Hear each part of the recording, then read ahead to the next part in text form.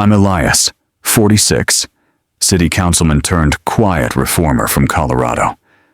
At 22, I stood on my parents' porch with a red backpack and heard my father say, "You failed this family before you even tried." No questions. No goodbye. Just the heavy click of a deadbolt behind me. 15 years later, in a courtroom thick with cameras and cold air, a federal judge squinted from the bench and asked, "Is that the governor?" If you've ever been shut out by your own blood, tell me, where are you listening from tonight? I still remember the sound of the deadbolt. It was louder than any goodbye. The afternoon air in Austin was thick with heat and lemon oil, the kind my mother used to wipe down the baseboards every Sunday, like she was preparing the house for judgment. I was standing on the porch with a duffel bag in one hand and a folded sketchbook under my arm, sweat curling down my neck. The door shut behind me like it meant it. No shouting, no storm, just the clean, hard click of finality. Inside, I had told my father I wouldn't be joining the police academy. I had rehearsed the words for weeks, tried to find a version of the truth that didn't feel like betrayal. But there was no version he'd accept. "You failed this family before you even tried," he said. He hadn't raised his voice. He didn't need to. Jeremiah Rourke never needed volume, just presence.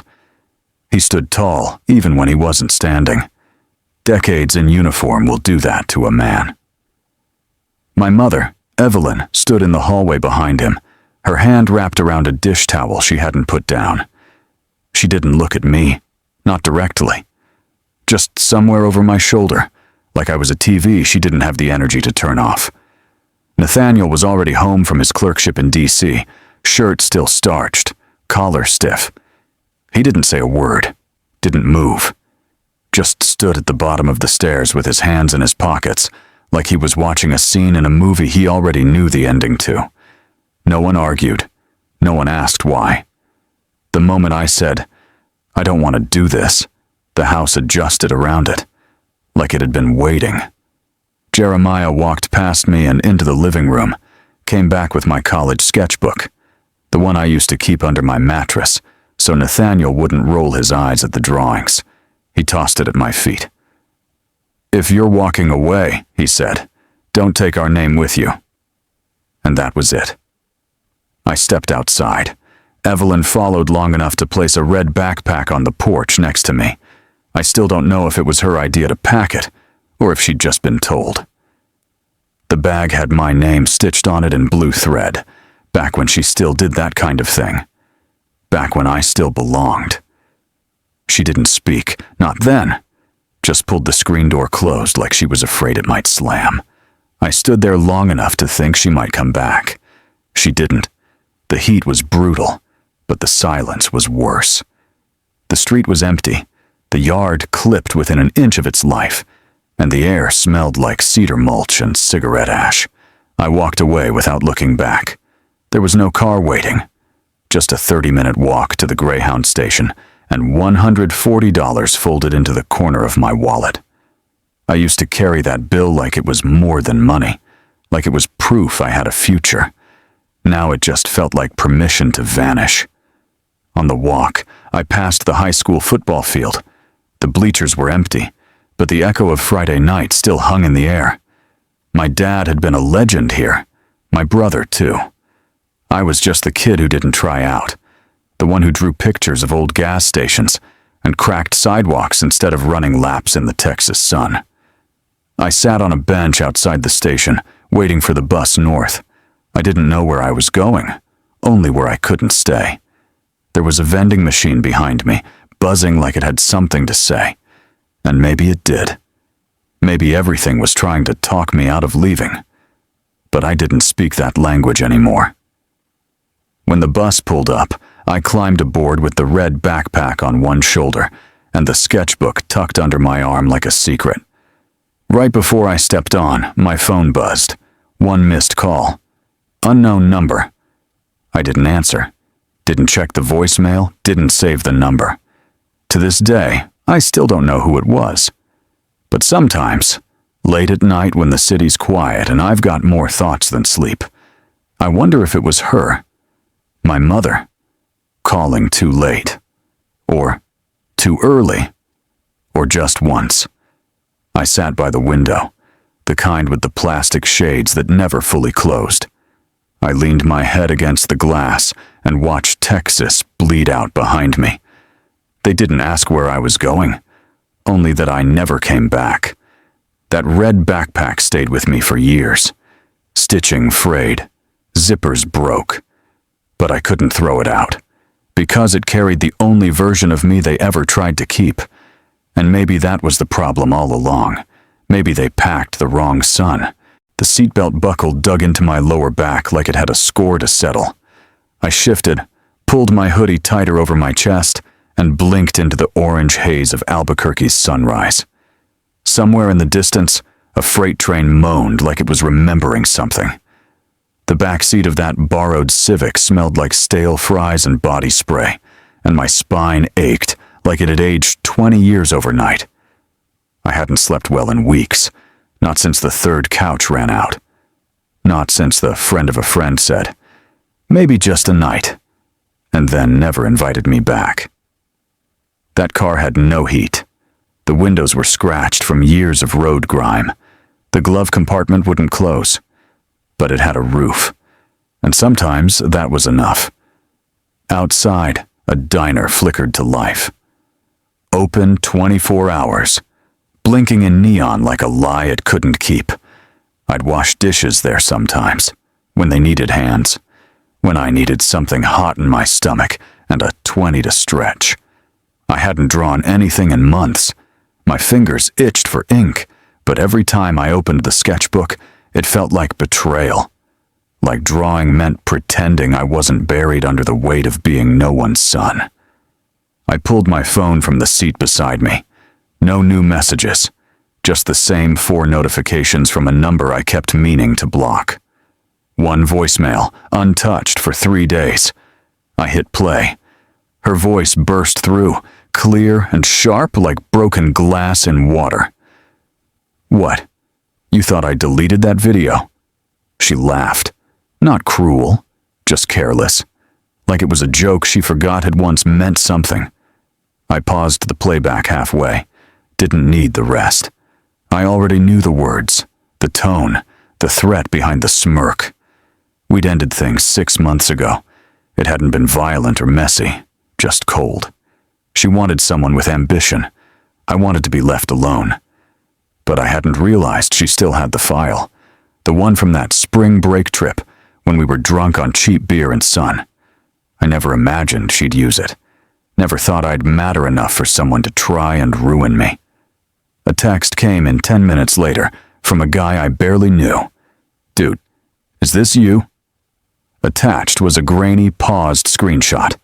My face, half shadow, unmistakably me. Another pinged in seconds, a different number. "Bro, you okay?" Then another. Then silence. I didn't check Reddit, but I knew it was there. Knew the clip had made it past Instagram's filters, onto Telegram, maybe even Pornhub by now. Knew my name, or some version of it, was probably being chewed up in comment sections by people who didn't know the first thing about me, but would gladly decide the last. I could still hear my father's voice echoing from another lifetime.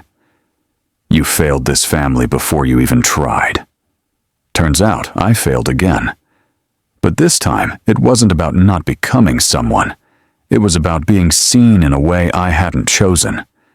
I drove to a gas station on Central Avenue, the kind with flickering overheads and a bathroom that smelled like despair. I used the cracked mirror and a pair of travel scissors from the clearance rack. Strand by strand, I cut away who I used to be. It wasn't dramatic. I didn't cry, didn't flinch. I just watched the hair pile into the sink like dust in a beam of tired light. There was no transformation, no rebirth, just reduction.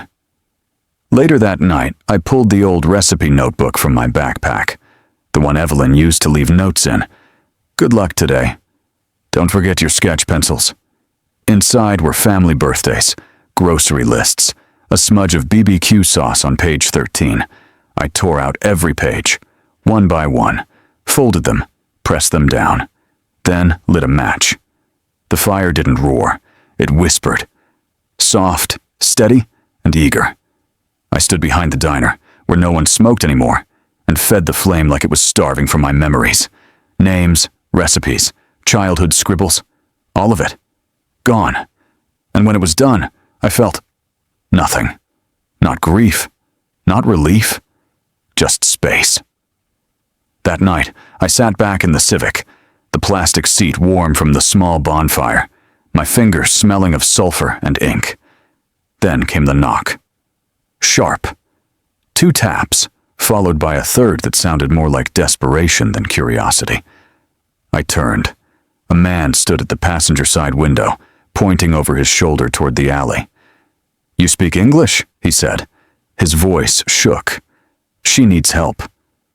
I blinked, still halfway between flame and shame. "Who?" I asked. He didn't answer, just motioned again. And something in the way his hand trembled told me this night wasn't over yet. The fluorescent lights buzzed above me like they were trying to stay awake, just like the rest of us. Graveyard shifts at the community clinic were slow, silent, and often thankless. I mopped the same square of linoleum 4 times that night, not because it was dirty, but because doing something kept me from feeling like I wasn't. The walls were pale green, chipped in corners, the kind of color chosen by committees who never had to spend time inside them. The front desk was closed, the waiting room empty, but down the hallway, past exam room 3, I heard voices, not soft ones. One was a woman's, thin, cracking. The other, male, sharp, barking commands like they were directions in a parking lot. "Firma aquí," he said. Then again, louder. "Sign." "It's already processed. Just sign." I put down the mop. As I stepped closer, I saw her. Young, couldn't have been more than 23. Baby on her hip, wrapped in a too thin blanket. Hair tied back with a piece of torn fabric. Skin pale, not from fear alone, but from not sleeping enough to outrun it. Her name tag was from the front desk. Alma R. It was upside down. The man beside her wore no clinic badge. A DHS patch peeked from beneath his jacket. The kind that said, "I have authority," but not always the right to use it. He held out a clipboard with a single sheet of paper and tapped it like it was a weapon. "Just sign, Senora. You don't want this to get worse." She didn't understand him. Or maybe she did, and just couldn't believe it was real. Either way, she didn't move. I stepped into the frame of the doorway. "She's not signing that," I said. The officer turned, confused. "Who the hell are you?" I looked down at my mop bucket, at the plastic ID badge on my chest that said, "Facilities. Temporary." "I clean rooms," I said, "but I read forms too." He narrowed his eyes. "This is none of your business." "Your software's outdated," I added. "That form's invalid. Doesn't match the new codes from last week. She signs that, it goes nowhere legal." It was a lie. I didn't know if the form was valid or not. I barely knew what department he was from. But I knew one thing. He wasn't supposed to be doing this at 2 a.m. in a private hallway with no translator, no advocate, and no witnesses. The officer stared at me like he was deciding whether to call for backup or just yell louder. Instead, he grunted, pulled the clipboard back, and walked off without another word.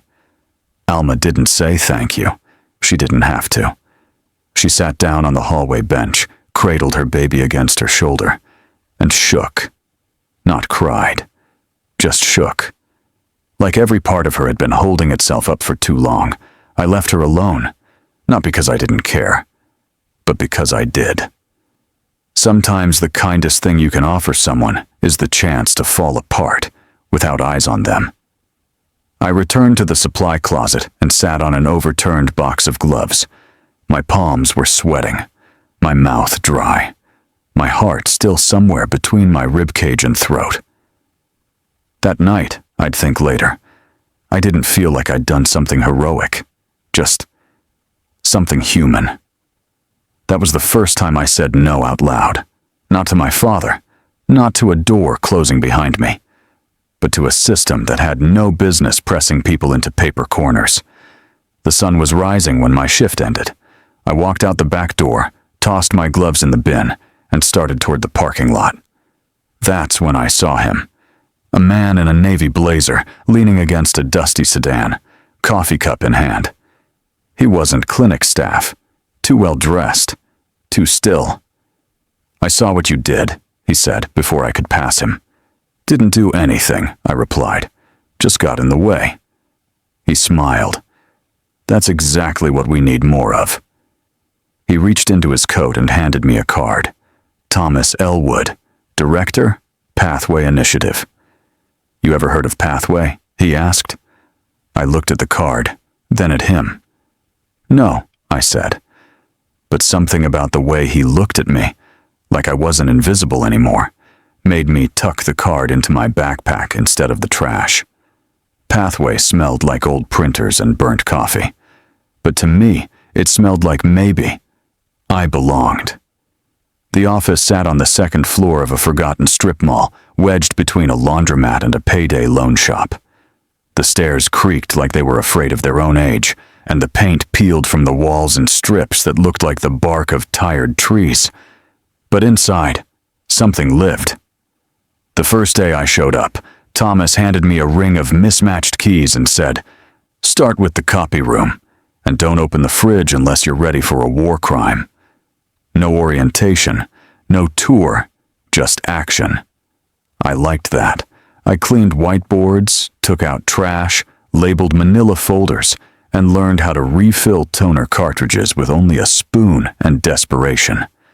I also learned to stay late, not because I was asked, but because something in me needed to stay busy until I didn't feel like I was taking up space. Most of the staff didn't notice me at first. They were overworked, underpaid, and usually speaking faster than I could keep up with. But I listened. I watched. I filed copies of court summaries, interpreted emergency emails, and kept a notepad in my back pocket where I wrote down acronyms I didn't understand. US says EOIR, ICE hold, TPS renewal. I was invisible, but no longer aimless. That mattered. On my second week, a woman named Joyce McMillan showed up. Tall, older, with short silver hair, and a face that didn't smile unless it meant it. She wore flats and cardigans, and carried 3 tote bags full of forms, binders, and sometimes snacks she never shared. She wasn't warm, but she was sharp. The kind of sharp that didn't cut to wound, just to make space for truth.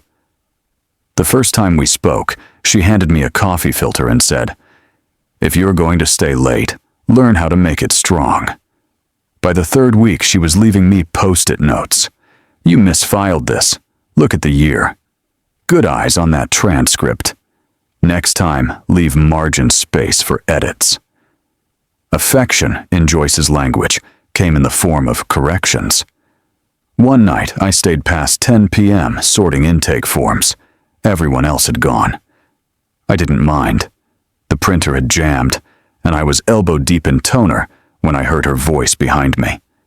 "Still here?" I turned, smudged with ink. "Printer rebelled," I said.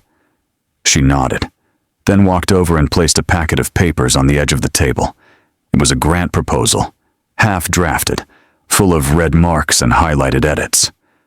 "I've seen you watching," she said. "Now, let's see if you can write." I blinked. "You want me to? You've read enough of these to know the language. Just try." I took the file home that night and stared at it for hours. Not because I didn't know what to say, but because it felt like the first time in years someone had asked me to say anything at all. When I turned it in 2 days later, Joyce read it in silence. No praise, no reaction. Just handed it to Thomas, who skimmed it, looked up, and clapped me on the back. "Told you," he said. "You're your work." Later, when I sat alone at the back of the conference room, still technically janitorial staff. I watched the staff use my words to convince a city council subcommittee to approve emergency housing vouchers for over 40 undocumented families. I didn't speak, but my sentences did. That night, walking back to the Civic, I passed a convenience store window and caught my reflection. Same coat, same backpack. But something in my shoulders had shifted, less weighed down, more forward-leaning. They said I'd never build anything real, I thought. But I was starting to build without anyone knowing. The next day, Joyce handed me another folder. Policy memo, draft outline. You game? I nodded. Later that afternoon, she paused by the doorway with a file in her hands and said, like it was casual, "You ever think about running for office?" I looked up from my notes. "No," I said. But the way she asked, like she wasn't just suggesting it, but warning me it might already be happening, made me sit with the question longer than I expected. The cursor blinked like a heartbeat. Name. The field was empty. I sat in the quiet of the pathway office long after the building had cleared out, long after the sun dipped behind the Denver skyline. The form on the screen asked for the simplest thing, what to call me, and I didn't know. Joyce's question from days ago still rang in my ears. "You ever think about running for office?" At the time, I laughed, not because it was funny, but because I didn't think she was serious.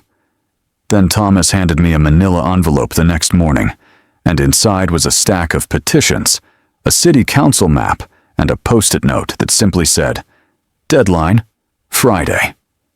The special election was for an open council seat in District 7. Low turnout, high need. The kind of race where a name could matter less than a presence. Still, Denver was a place that remembered its history, even if it didn't always understand it. I'd done the work. I'd helped with policies, built housing access frameworks, written position memos that Joyce edited with surgical precision.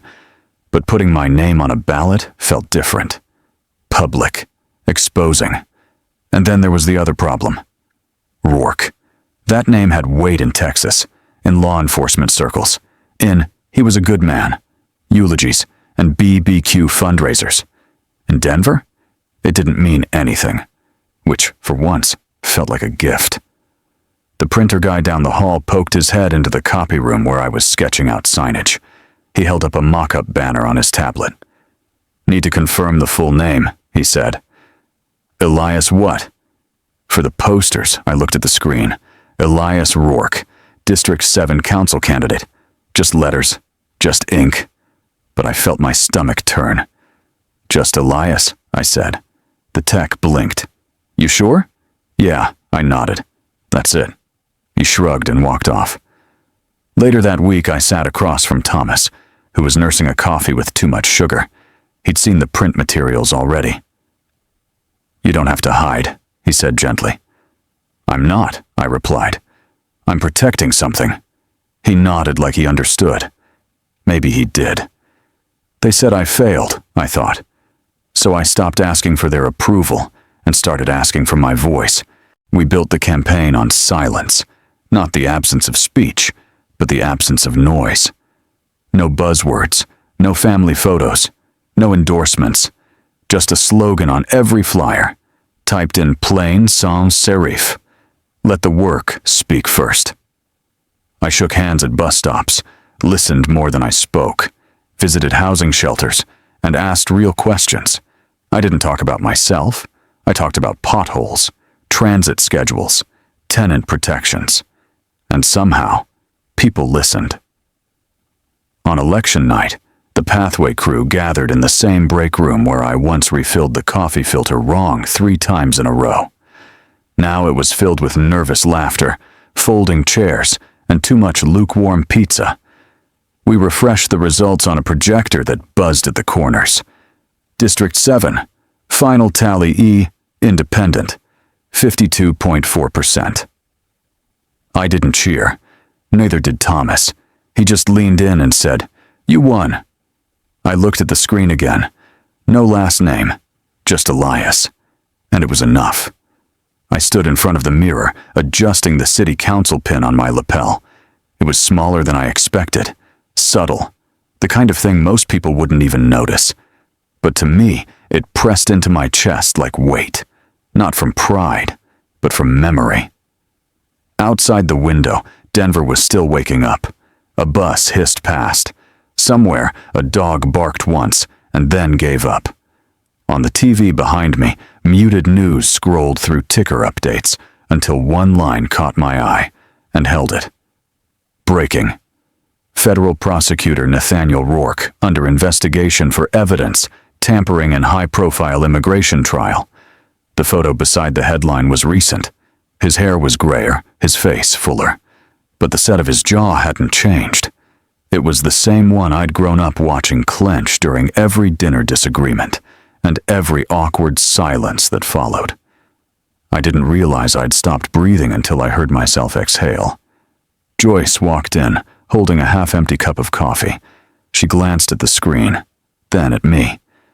"That's your brother?" I didn't answer right away. "No," I finally said. "That's a man I used to share a roof with." She nodded, the way only someone who's earned their silence can. The next few days passed in fog. I kept to my schedule, meetings, budget sessions, community walkthroughs. But my mind kept circling back to that headline, not because I was surprised, but because of how unsurprised I actually was. Nathaniel had always played clean, on the surface. He was polished, poised, and public-friendly. But beneath that was a hunger for control that didn't care much about cost. What caught me off guard wasn't the scandal, it was that I still cared. One afternoon, a brown envelope appeared on my desk. No return address, no note. Just slid under the door while I was out getting coffee. Inside were copies of court transcripts, emails, and a photocopy of a signed authorization form. Nathaniel's signature was there, just below the section marked Expedited Deportation Recommendation. Overruled due process. I stared at the signature for a long time. It hadn't changed. Still the same slant, the same loop on the R like he was too impatient to finish his own name. A memory came back. Me at 16, forging his signature on a field trip permission slip because Dad forgot to sign it. I'd practiced that loop for days. And now, here it was again. Real. Official. Damning. I held the page in my hands and felt something shift. Not rage, not triumph, just the cold clarity that comes when a line is finally too sharp to ignore. The last time he looked at me, I thought, he didn't even flinch. Maybe now he would. I didn't call Thomas. I didn't tell Joyce. I didn't even leave a note. I packed a single bag, slipped the envelope into the front pocket, and booked a flight to San Antonio using my own card, under my real name. At the airport, I wore a coat with no insignia, no staff badge, no indication I was anyone more than just another man in line with a seat and coach, and something unspoken curled in his chest. The flight was quiet. I didn't open my laptop, didn't scroll my phone. I just stared out the window as the land passed beneath me in slow, detached layers. By the time I arrived, the sky had turned the color of burnt copper. Texas air smelled the same, hot, thick, and always on the edge of something about to break. The courthouse was a familiar building I hadn't stepped into since I was a kid tagging along on Dad's career days. This time, no one knew I was coming. No press, no aides, no name tag. I entered through the side door and sat in the last row, back straight, hands in my lap. From there, I could see the whole room, the prosecution table, the judge's bench, the gallery beginning to fill. And there, near the front, stood Nathaniel. Still polished, still unflinching, still the brother who never turned around to see if I was still behind him. I sat silently, waiting to see what happened when the spotlight finally turned the wrong direction. Not to cheer, not to confront, just to witness. The courtroom air felt colder than it should have been, not icy, just clinical, processed like everything else in the federal system. A bailiff called out, "All rise," and the room stood as one. I stayed seated, not in protest, not in defiance, just because no one saw me. The judge entered, Charlene Ward, stern as reputation promised. She moved like someone who had no patience left to spend and had filed every emotion she ever felt under irrelevant. The shuffle of bodies rose and fell as everyone returned to their seats. I stayed where I was, in the last row, under a dim ceiling light that flickered once and then gave up. Nathaniel sat at the prosecution table, immaculate. Not a wrinkle on his suit, not a twitch in his posture. His tie was burgundy, his cufflinks simple, understated. Everything about him said control. I'd seen that look before. When we were kids and I'd broken Mom's ceramic dish and he'd said nothing, letting the silence hang until I confessed on my own. He lived in silence, used it as armor. Today he'd need more than that. The case had already drawn headlines.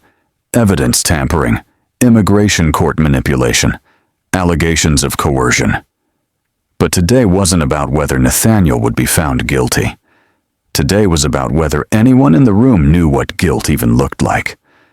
The judge scanned the courtroom as she sat, a reflex, like a lighthouse sweep. Then she paused. Her gaze stopped, squinted, tilted her head. Toward me. "Wait," she said aloud, leaning forward just slightly. "Is that Elias Rourke?" A murmur passed through the room like a low wave rolling over gravel. Then she said it. "You're the governor." The air held its breath. Cameras swiveled. Phones lifted. One journalist at the front dropped her pen. Nathaniel turned. Slow, like his body didn't want to, but his pride had no choice. Our eyes met, and for the first time in over 15 years, I saw something in him crack. He blinked. His jaw tightened. His spine didn't straighten. It stiffened.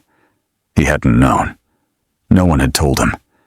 And now here I was, in a public courtroom, in a city that used to forget me, being named aloud not as an exile, not as a mistake, but as governor. I didn't speak, didn't wave, didn't nod. I just sat. Because sometimes presence says more than any sentence. For years, I thought, I believed my silence protected me. But maybe it was what let me be heard now. Judge Ward cleared her throat. The moment passed. Cameras clicked like rain on pavement. A bailiff asked for order. The proceedings resumed. But nothing had really returned to normal. Because the narrative had shifted. The brother, once buried beneath a name, had risen above it.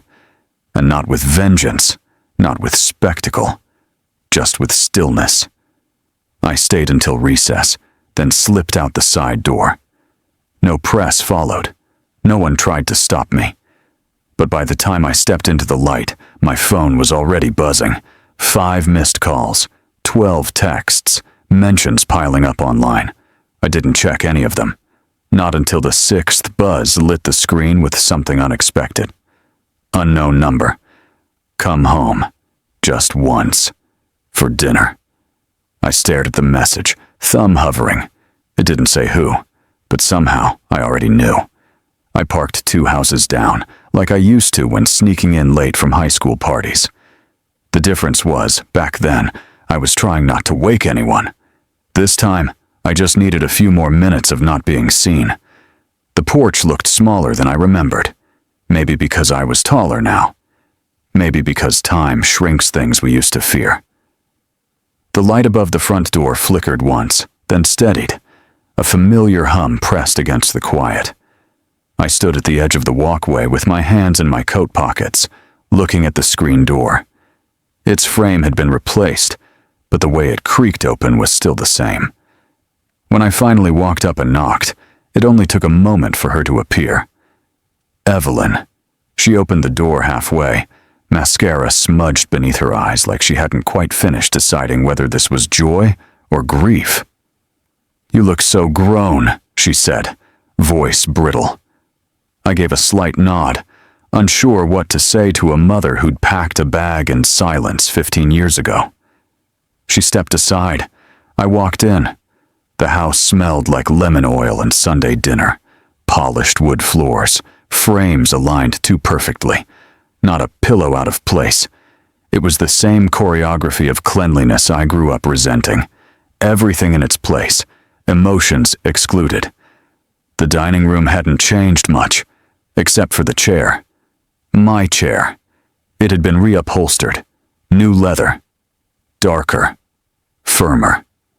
The frame still creaked as I pulled it out, just quieter now, like it had learned not to protest.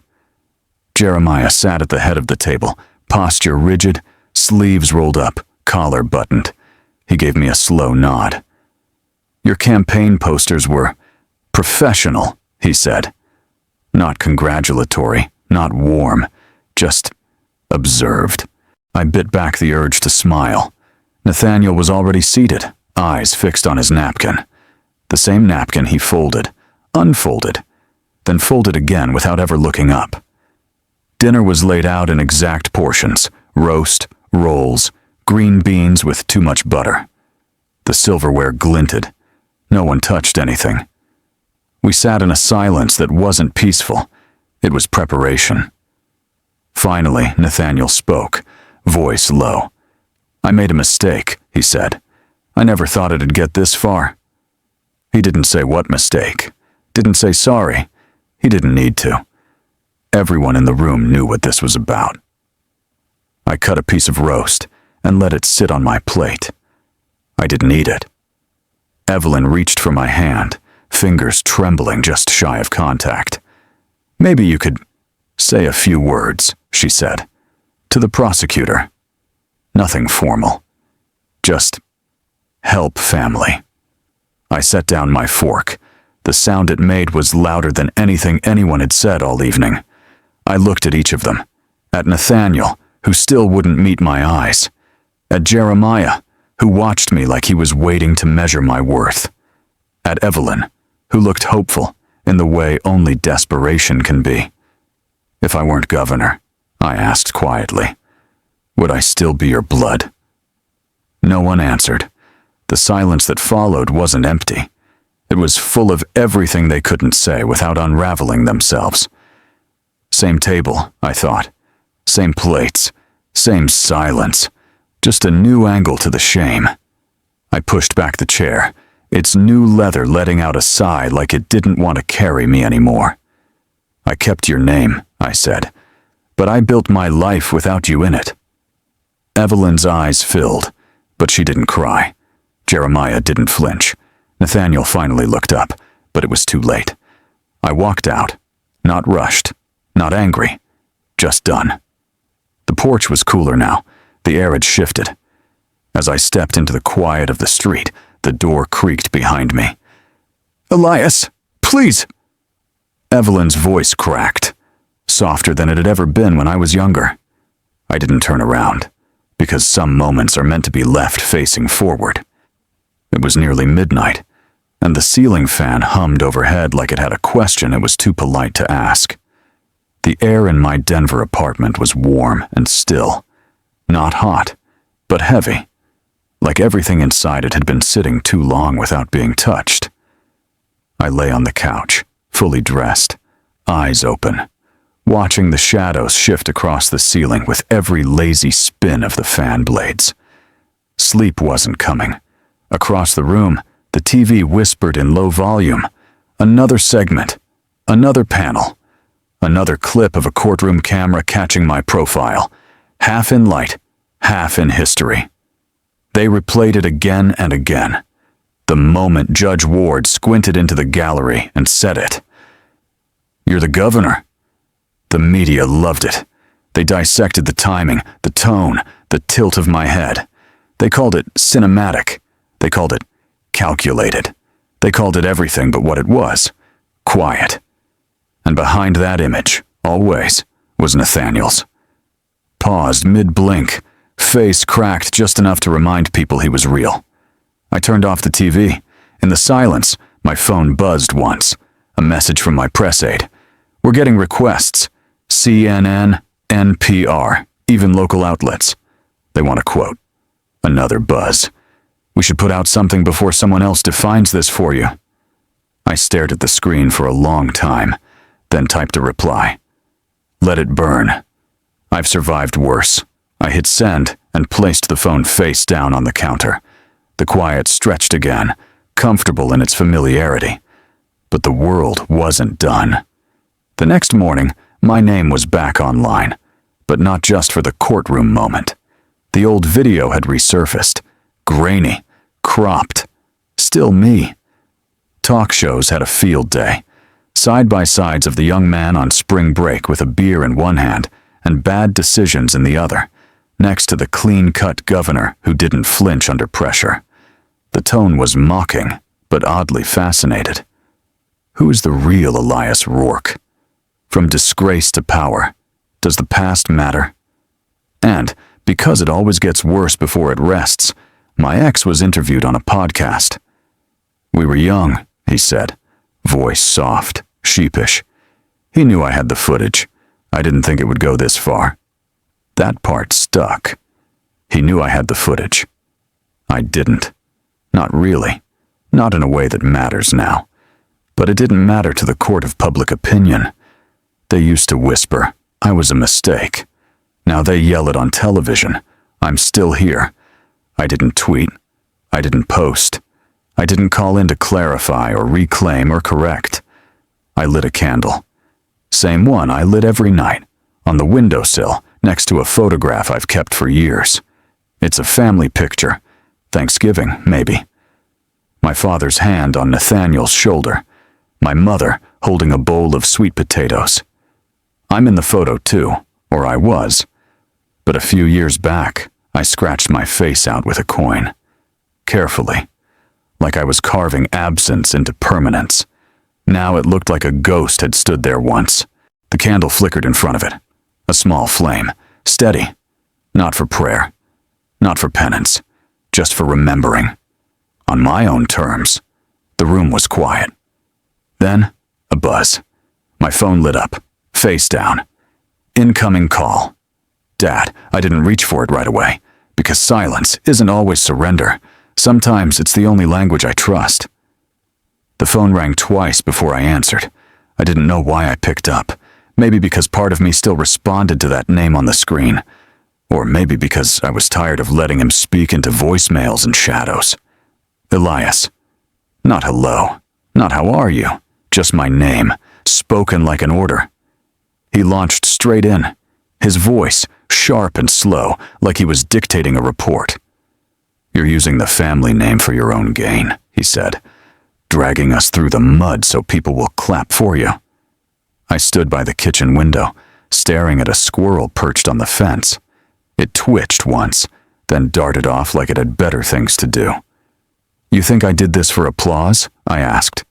I think you've made a show of turning your back on us, he said. And now, you're wearing that as a badge. I never turned my back, I said. You just stopped being behind me. The line went quiet for a second. Then, you want revenge? I laughed once. It wasn't cruel, just tired. I want distance, I said. I could hear him breathing, just barely. A shallow rhythm, measured like everything else about him. Don't forget where you come from, he said finally. I don't, I replied. I remember every moment I wasn't allowed to stay. There was a pause, not heavy, just final. Then a click. No goodbye, just absence. I looked at the phone for a moment, then placed it on the counter face down. The screen flickered once before going dark. I didn't cry. I didn't shake. But my shoulders stayed locked for a long time. Some silences are sharp, others are heavy. His was both. 10 minutes later, my phone buzzed again. This time, it was a text from my cousin Nora, who still lived in San Antonio. Your mom's in the hospital. High blood pressure. They're keeping her overnight. Room 324. That was it. No extra details. No begging. I stared at the message, then walked to the bedroom, pulled out a small carry-on I hadn't touched in months, and packed without overthinking. A blazer, a toothbrush, a copy of a book I never seemed to finish. I booked a red-eye flight under my full name, no abbreviations, no middle initial, just Elias Rourke. At the airport, no one recognized me. The gate agent didn't blink twice. I sat by the window and watched the plane's taxi under orange halogen lights. The cabin was quiet. I didn't recline the seat, didn't order anything. Just closed my eyes and let the engine noise pull me somewhere in between memory and motion. When the plane landed, it was just past 3 a.m. The air in Texas smelled like wet cement and overwatered grass. I rented a car, drove in silence. The hospital parking lot was mostly empty. Fluorescent lights buzzed overhead. I walked slowly through the front entrance, past vending machines and sleeping security guards. When I reached room 324, I paused. The hallway was colder here. The kind of cold that wasn't about temperature. It was about vulnerability. I pushed the door open gently. She was lying on the bed, hands folded on her stomach. Tubes at her wrist, hair slightly matted. She looked smaller than I remembered. Not just physically. Smaller in presence, in weight.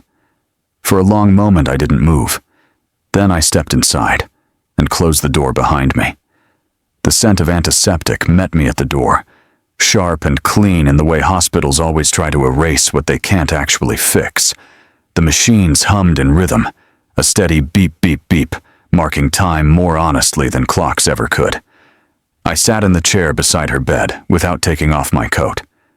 Evelyn Rourke, my mother, lay propped up on a single pillow, a soft wool blanket pulled to her chest. Her hands were folded neatly, almost rehearsed, like even now she was trying to stay presentable. Her eyes fluttered open slowly. And when they found me, they didn't widen, they didn't soften, they just settled. "Elias," she whispered. She didn't ask why I came. She didn't ask how I found her or how long I was staying. Just my name, like it still belonged to me in her mouth. The silence after it wasn't awkward. It was honest. Hospitals strip things down. You sit in those rooms long enough, and small talk feels like an insult. So we didn't speak for a while. I watched the curve of the IV drip, the way her thumb tapped lightly against the blanket without her knowing it. She watched the window, where light from the hallway cast faint shadows on the tiled floor. Finally, her voice broke the quiet. "If what they said," she paused, "if it's true, then I never saw you." I turned slightly, just enough to meet her eyes. "You didn't look."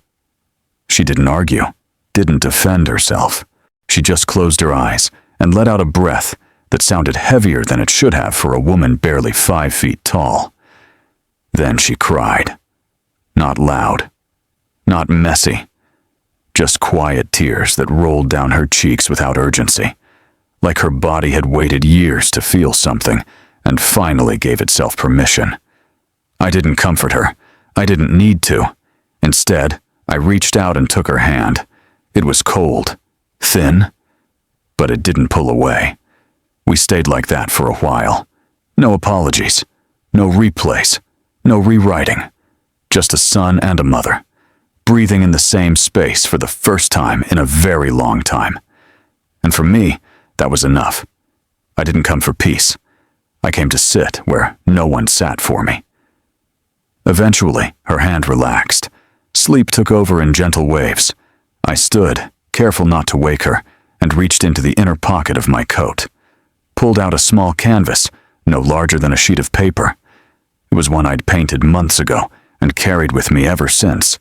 Not to show, but to hold. A silhouette in the desert, standing alone, stretched long by sunset. The figure was featureless, but the shadow it cast was unmistakably human. I'd titled it, Witness. I placed it gently on the bedside table, facing her. Then I left. No goodbye. Just the soft click of the door behind me. Back in Denver 2 days later, my assistant met me at the office door with an envelope in hand. "It came this morning," she said. "No return address. Just this." She handed it over. I recognized the handwriting immediately. Nathaniel. The city hummed outside my window, muffled by layers of glass and the stillness of early evening.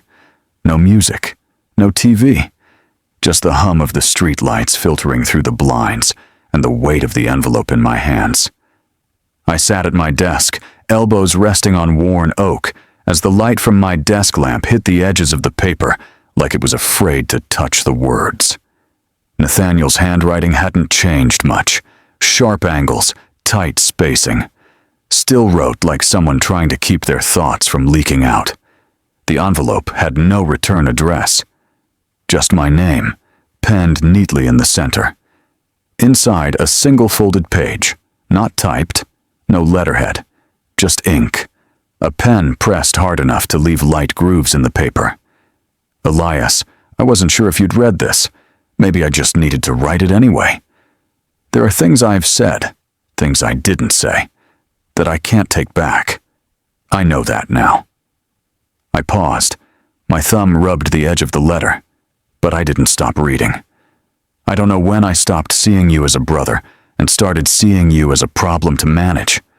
Maybe it was the way Dad looked at you when you started drawing more than studying. Maybe it was how quiet you were, how certain in a way I couldn't be. I stepped on you to climb, and now I can't even see the ceiling you've reached. The lines were clean, not flowery, not dramatic. But the truth of them landed in my chest like a fist with an open palm. They said you failed. I believed them. I was wrong. I looked away for a second, let the sentence settle. It didn't erase anything, but it clarified. Not an apology, not a request, just a mirror. And for a second, I almost saw the boy I remembered, sitting across from me on the porch, trading Halloween candy by flashlight. He was there, somewhere behind the lines. The letter went on. "I don't expect anything from this. I know I spent years pretending you weren't in the room, even when you were screaming in silence. I know what I cost you, and I know what I've become. If this is too late, I understand. But if it isn't, I just wanted you to know that I see you now." There was no signature, just space. I folded the letter carefully, once along its original crease, and slid it back into the envelope. I didn't pick up my phone, didn't draft a response. Instead, I opened the second drawer of my desk and pulled out a red folder marked Legislative Draft, Confidential. I laid it flat, flipped to the cover sheet, and stared at the title printed in bold, Justice Kinship Act. I circled the words slowly with a blue pen, not to decorate them, to claim them. Paper had always played a role in my life, signed, forged, burned. Now, written to protect. I leaned back in the chair, the weight of my name still silent in my mouth. And for once, that silence wasn't about erasure. It was about choice. There were no flags behind the podium, no campaign colors, no seal of office. Just crayon drawings taped to the back wall, smiling stick figures, houses with red roofs, suns too large for their skies. Each one signed with a name I remembered from a case file, a clinic folder, or a meeting held behind closed doors. Kids whose parents I'd once helped stay in this country long enough to build something resembling home. I adjusted my collar. White. Crisp. Simple. The press conference room inside the state building wasn't grand, and that was intentional. No stage, no steps, just eye level and real lighting, nothing that tried to soften what was about to be said. A microphone waited. When I stepped up to it, there weren't many people in the room, a few reporters, staffers, a social worker I recognized from an outreach event. But the lens was on, the live stream running. I cleared my throat. "This is not a story about family," I began, not in the traditional sense. A few pens scratched across notebooks, The rest waited. This is about the space between who we are and who they expect us to be, and what happens when that space is filled with silence, pressure, and the threat of loss. I paused. Let the quiet do its job. Today, I'm introducing the Justice Kinship Act, a legislative proposal that offers protections for whistleblowers, public officials, and anyone who's faced manipulation or coercion from within their own bloodlines. Not strangers, not institutions, but the people who know us best and sometimes use that knowledge as leverage. A reporter raised her hand. Blonde, glasses, sharp suit. "Governor, is this about your family?" I didn't flinch. "If it applies," I said evenly, "that's not my fault." Another voice, male. "Is this personal?" I looked at the drawings behind me. At the name Anna R., scrawled in purple crayon beneath a picture of a sun with 3 smiling people holding hands. "It's not about me," I said.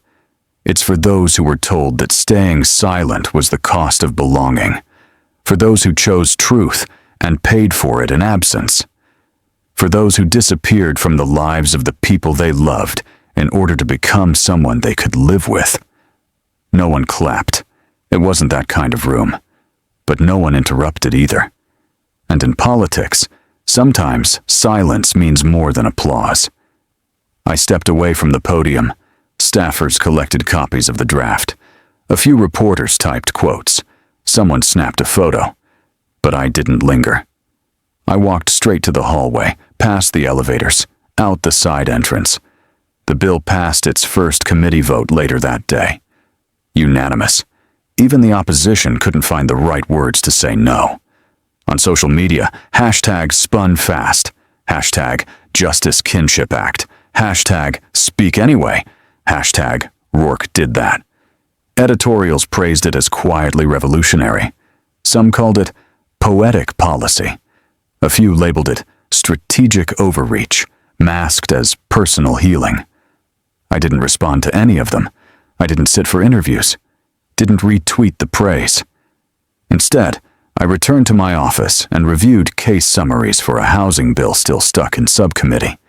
Because this wasn't about catharsis, it was about correction. For once, I thought as I clicked through the drafts, it wasn't about me being right. It was about making sure no one else had to disappear to be seen. Later that evening, I stood at the edge of the Capitol lawn, sipping cold coffee from a paper cup.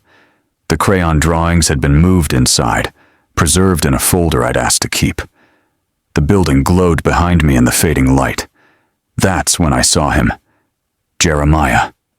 My father. Standing alone beneath a tree near the sidewalk. No tie. No badge. Hands in his pockets. He didn't call out. Didn't wave. Just stood there. Watching. And for once, I didn't look away. The sun had dipped low enough to soften the Capitol's hard lines. The crowd was gone. The reporters, the aides, the quiet cluster of college interns, they'd all disappeared into their evenings.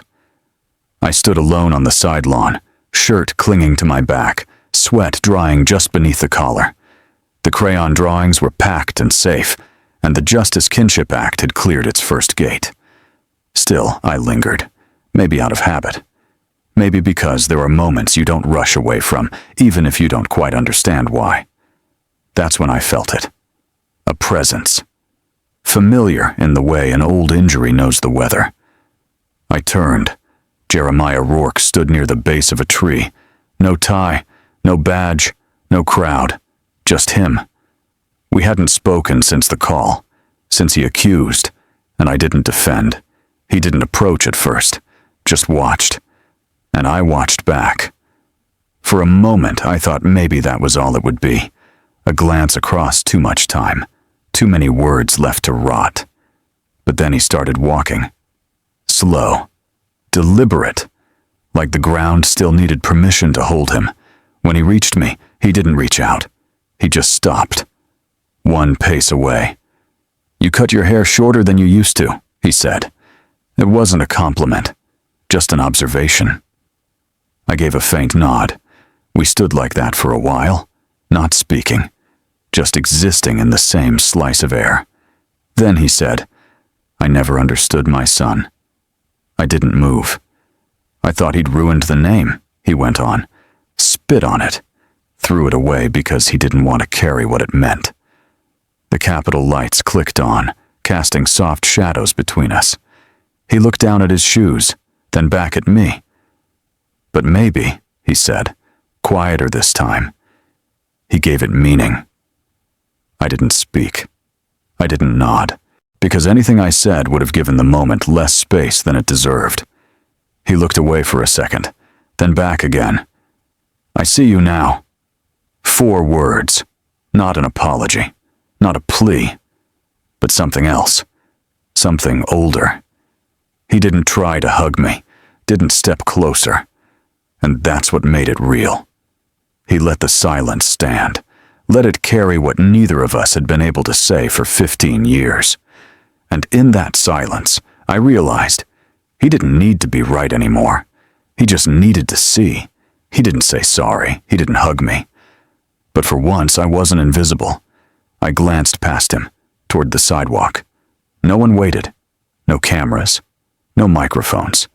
Just a clear path forward. He nodded once, then turned, and walked away.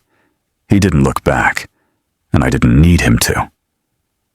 That night, back at the office, Joyce sat across from me, papers in her lap, glasses pushed up into her hair. "You okay?" she asked. I gave her a look. She smiled.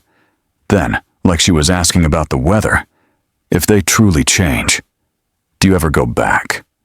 I didn't answer right away, because some questions deserve more silence than sound. And some pauses, well, they're not about waiting. They're about choosing when to move again. The chairs were plastic, the kind that creaked if you shifted your weight too fast. There were 30 of them, maybe 35 if you counted the one at the back, with a broken leg taped together with duct tape and stubbornness. The room was part of a community center in South Denver, past the last good bus route, 2 blocks from a taqueria that never updated its prices, and right across the street from a chain-link fence wrapped in ivy. Free coffee sat lukewarm on a fold-out table. A box of donuts, half empty. The glaze already drying.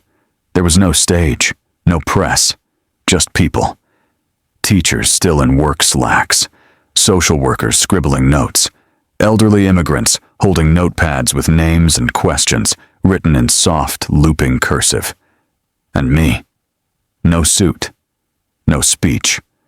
Just my sleeves rolled to the forearms and a throat tired of microphones. I stood near the front of the room, next to a whiteboard someone had written, "Neighborhood Change and Advocacy," across in squeaky blue marker.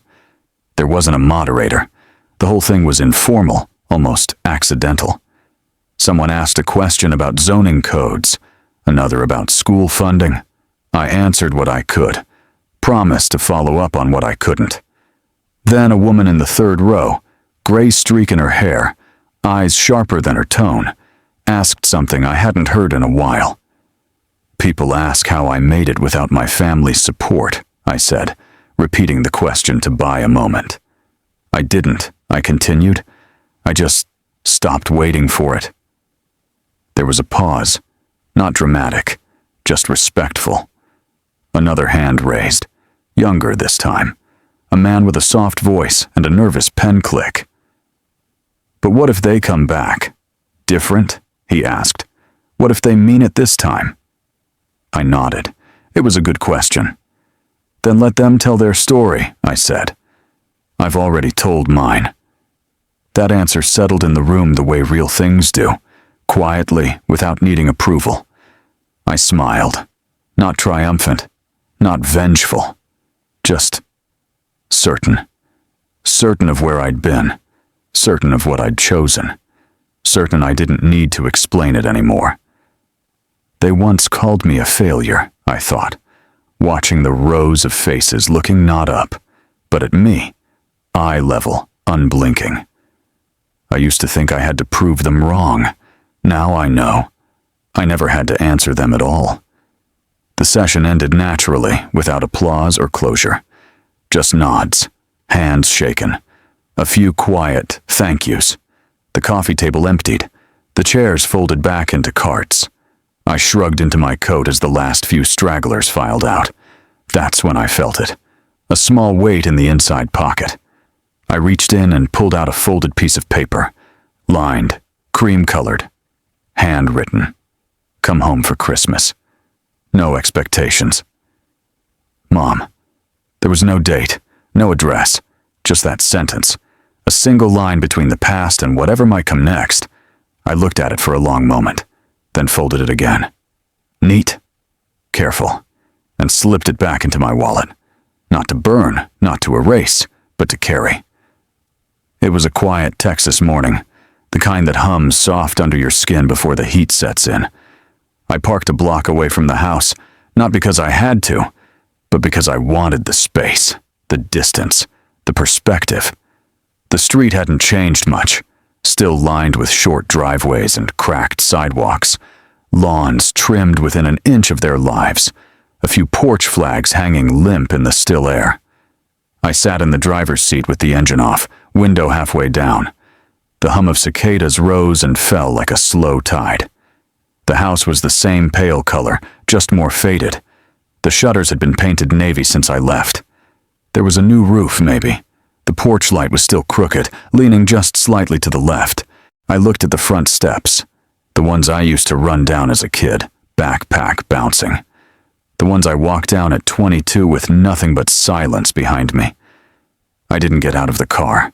I didn't reach for the folded paper in my wallet. The one that said, "Come home for Christmas. No expectations." Mom. I just sat there, a little gray at the temples now. Hands steady most days, but today they trembled just slightly. Not from fear, but from remembering. I let the engine tick as it cooled, let the memory settle around me like fog. Then I spoke, just loud enough to hear it bounce back from the dashboard. "I don't need a seat at their table," I said. "I built my own." I didn't ring the bell, didn't walk the path, didn't look for ghosts in the windows. Instead, I turned the key, backed up slow, and drove forward, away from the house, away from what it once meant. At the corner, I paused at the stop sign. A group of kids played tag in a yard across the street. Their voices were high, unburdened, full of breath. One of them darted past with a red bandana trailing behind him like a cape. It looked like me, or at least like someone I used to be before everything was measured. I smiled once, quietly, and turned the corner. Back in Denver, a week later, I stood inside the small community gallery, tucked into a side street not far from City Hall. No press, no ribbon, just a single painting, framed and lit from above. Witness. The silhouette stood in the desert, shadow stretching wide behind it. This time, beneath the frame, a small placard read, "Artist, Elias Rourke." Full name. No edits. People walked past slowly. Some paused. A few lingered. No one asked for context. No one needed to. That afternoon, I left the gallery and walked through the city. No destination. Just movement. Not escape. Not return. Just forward. A man crossing the street recognized me. Gray jacket, kind eyes. He raised a hand slightly. "Governor," he said. "Thank you." I nodded. Didn't speak. Didn't need to. Because sometimes the loudest thing you can do is keep walking. There are some stories that never end in grand reunions or perfect forgiveness. Mine isn't one of those. But it is a story of peace. These days, I wake early, make coffee without rushing. I keep the radio low and the blinds half open so the morning light can do its work. There's a quiet rhythm to my life now. Not because everything is fixed, but because I stopped trying to fix what doesn't need me anymore. My father and I don't talk. We probably won't. And that's all right. We've both said what we needed. Some things settle better in silence. My mother and I exchange postcards. Short, kind notes. Not heavy with apology. Just warm with the soft weight of trying. And Nathaniel? Somewhere. I don't track him. I don't have to. But if I ever saw him again, I think I'd shake his hand. Not because he deserves it. Not because I forgot. But because I don't want to carry anything heavier than I have to anymore. There's a freedom in that. A few times a year, I sit with people at events just like that small panel in South Denver. Folding chairs, free coffee. Folks who've lost something and want to believe they can get it back. And I tell them what I learned the hard way. You don't need the people who hurt you to rewrite the past. You just need to live in a way they can't erase.